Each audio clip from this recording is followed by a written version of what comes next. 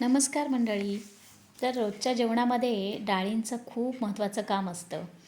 तर मूग डाळ, तुरीची डाळ आणि असे आपण फोडणीचं वरण वगैरे बनवतच असतो. तर आज मी मुगाच्या डाळीचं फोडणीचं वरण बनवलं होतं आणि त्याची रेसिपी मी इथे तुम्हाला दाखवते.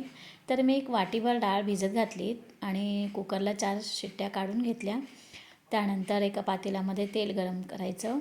हे बघा, त्यामध्ये मोहरी, जिरं आणि आल्याचे तुकडे, कढीपत्ता छान परतवून घेतल्यानंतर त्यामध्ये बारीक चिरलेला लसूण खूप महत्त्वाचं काम करतं, कारण त्याची चवच छान अगदी वरणाला येते.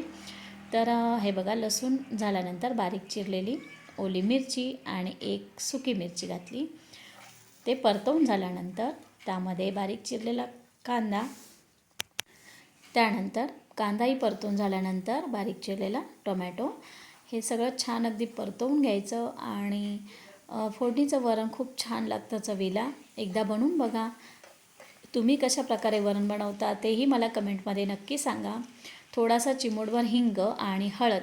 आता त्यामध्ये आपल्याला ही शिजलेली डाळ घालायची आहे. ही बघा, तर अशा प्रकारे वरण बनवून बघा, खूप छान चव येते.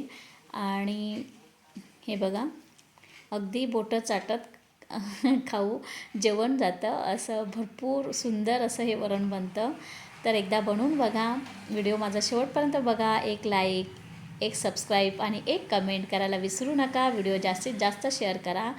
हे फोडणीचं वरणामध्ये मी थोडेसे खोबऱ्याचे काप घातले, त्यानंतर मीठ घातले आणि वरतून आपली नेहमीप्रमाणे कोथिंबीर. तर असं हे छान वरण तयार आहे. नक्की करून बघा आणि कमेंटमध्ये मला नक्की सांगा रेसिपी कशी वाटली. तर व्हिडिओ शेवटपर्यंत पाहिल्याबद्दल धन्यवाद.